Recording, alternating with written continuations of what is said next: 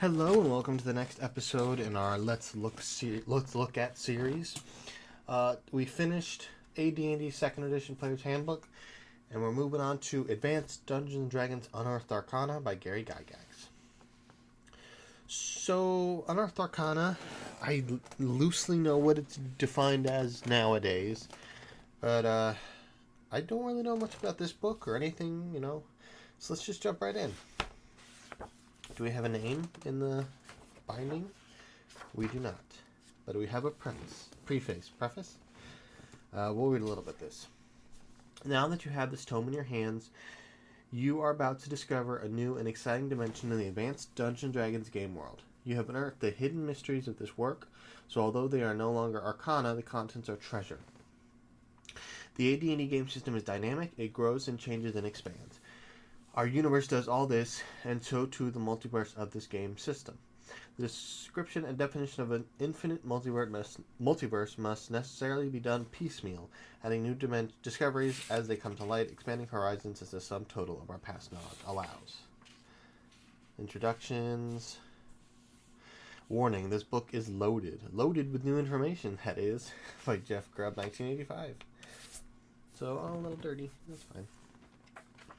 So, we've got table of contents, we've got character abilities, comeliness, character races, character classes, cavalier, paladin, druid, fighter, barbarian, ranger, thief, acrobat, money for cavaliers, equipping the character, armor, weapons, character spells, so we got a whole section on spells. Character abilities. They add half-orcs? They do add half-orcs, okay. So it's kind of a good thing we're going through this right after going through the player's handbook, because is it? No, this is advanced. This is not second edition. So this is just for advanced. But we've got races, character class limitations, lots of tables. This book doesn't feel used too much. Like the pages are still kind of nice. Dwarves, what is this? Yeah, we got dwarves. Elves, hold on. Dwarves, we got gray dwarves. Just as the kindred, also known as Duergar, are usually found in the subterranean depths of the earth. While the majority of the members of this subrace are of lawful evil alignment with neutral tendencies, player characters who are gray dwarves may be of any alignment. Duergar are thinner than other dwarves, and their skin and hair color ranges from medium gray to dark gray. Okay. And then a whole bunch of information on them. And we've got elves, gray elves. Grey elves are members of a rare race that shares all of the abilities of high elves, including resistance to sleep and charm, ability with sword and bow, infravision, detection of secret and concealed doors, and ability to move silently when alone. Okay. Then we've got wood elves, also known as sylvan elves, have abilities similar to those of high elves, including resistance to sleep and charm, extra bonuses when wielding sword or bow, infravision, silent movement, and detection of secret and concealed doors. Okay. Wild elves, or Grugak. Sorry, I had a yawn. Oh, it just hit me. Oh, that yawn hit me a lot. Detection of secret and concealed doors. Oh, wild elves, or Grugak. Shun outsiders even more fervently than other elves, and are xenophobic even with regard to other elven races. They have the standard elven characters of resistance to sleep and charm, bonus to hit with bow and sword, infravision, moving silently, and detection of secret and concealed doors. Okay. Valley elves are thought to be an offshoot of gray elves and have all powers and abilities of that subrace, plus the ability to speak the gnomish language. Dark elves, also known as drow, are the most divergent of the elven subraces. Their forms similar to that of other elves, but their skin color is the inky black of moonless night, and their hair is normally pure white or silver. Okay. And then we've got a bunch of information on it. Gnomes. Deep gnomes, also known as Verfenblin, I've never been able to pronounce that, are members of a breed of gnome that lives deep beneath the surface of the earth. Okay. Deep gnomes. Half-elves. Half-elves of high elven ancestry are fully described on page 17 of the player's handbook, which I don't know if I have. Halflings. The three sub-races of Halfling, Stout, Harefoot, and Talfellow are described again. Half-Orcs are described, yeah. So, okay, so I need the player's handbook, apparently. Humans are the most dominant race in the AD&D game universe, having no limits on what classes they can practice or how high a level one can attain. Okay, and then we've got a bunch of charts. Lots of charts. These pages are so clean. Like this book was never really used. Then we got classes. The Cavalier. The character class of Cavalier has no prime requisite, and as a result, Cavaliers do not gain experience point bonuses of superior abilities. In order to become a Cavalier, a character must be in service to some deity, noble, order, or special cause. The DM will determine if this requirement can be met within the limits of the campaign, and it is properly met by the Cavalier character. Okay. Is there any information? No, I don't. There's a lot of. It's just walls of text. The Paladin. There's a lot. Oh, I mean, look at this too. It's just walls of text with some art splashed in and some charts. And the highest a Cavalier can get to is 13th or 12th. I can't tell. You got Paladin.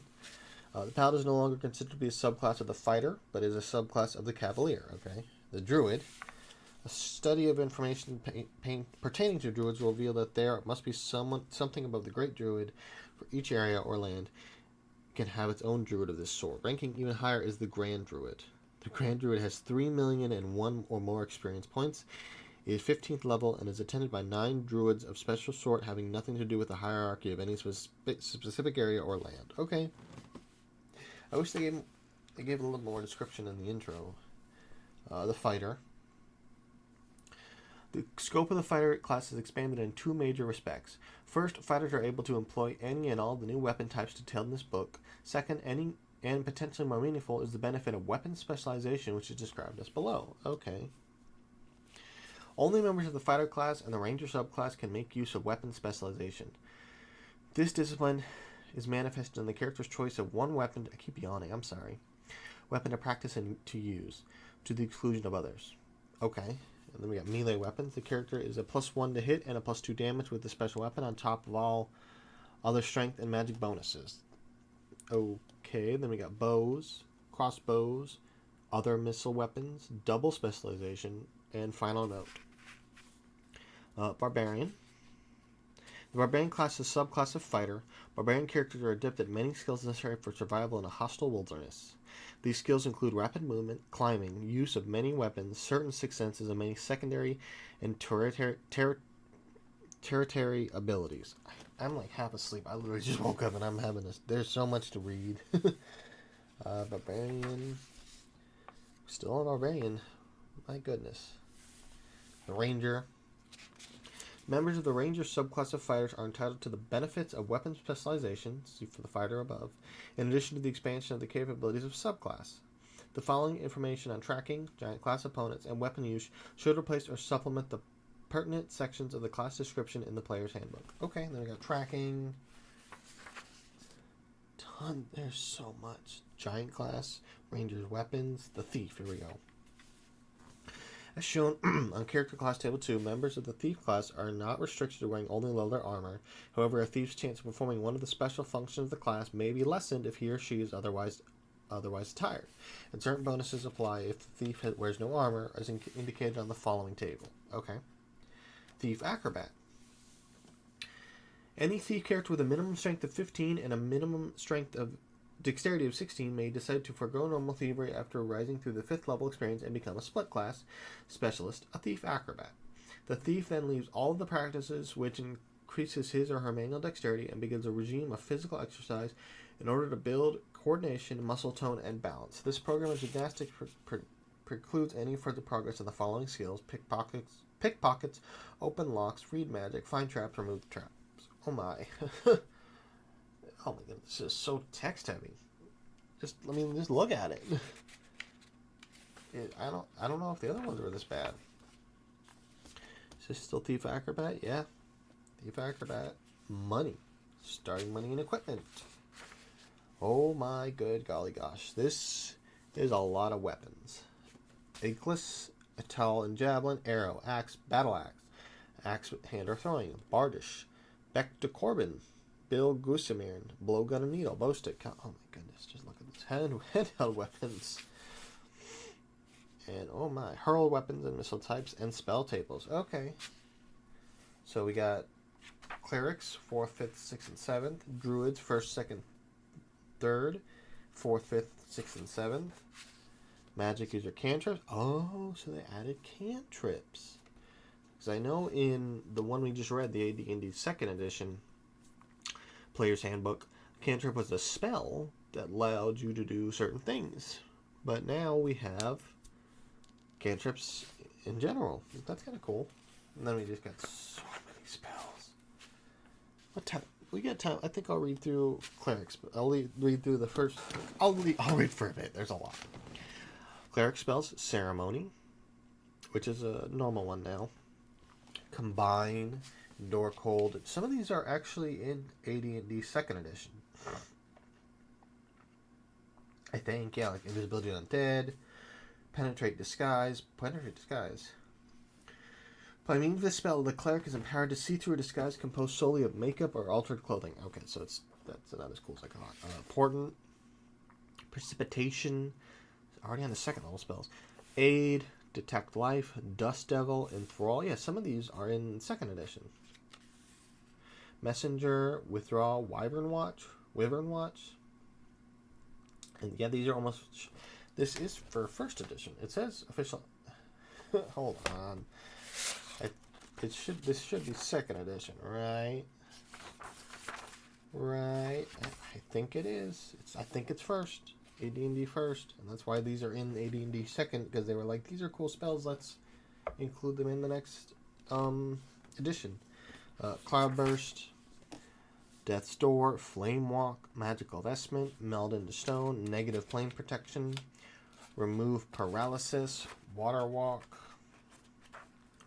4th level spells: Abjure, Cloak of Fear, Imbue with Spell Ability, Spell Immunity, Spike Growth. 5th level: Airwalk, Animate Dead Monsters. This spell enables the caster to animate one humanoid or semi-humanoid skeleton or corpse for every 2 levels of experience which he or she has attained. Okay. Golem. In order for the spell to operate, the cleric must first construct the form of the golem to be made. The cleric must do this personally and then place a prayer spell upon the construction. All golems must be man-shaped and approximately man-sized, although they can be as small as 3 feet or as large as 7 feet tall. Okay. Magic font, another one, rainbow. In order to effect this spell, the cleric must be inside of a rainbow. So yeah, that's exactly the same as the other one. Lots of rainbow. Spike stones, 6th level spells. Forbidden's Hero's Feast. We know Hero's Feast. 7th levels, Exaction and Succor. And then that's it. So what time is it? Yeah, we'll call it there. This one's very text heavy. So it's a little more, not difficult to read, but there's just a lot of it. But I enjoyed it. It's a cool book, and I'll finish it. As you can tell, this one's a little thin. It's a very small book. I mean, look, we've already gotten a quarter of the way, so this might only be like 3 or 4 episodes. But if you enjoyed it, please consider leaving a like and subscribing. And a comment. I don't reply to the comments, but I do read them all. So thanks for watching.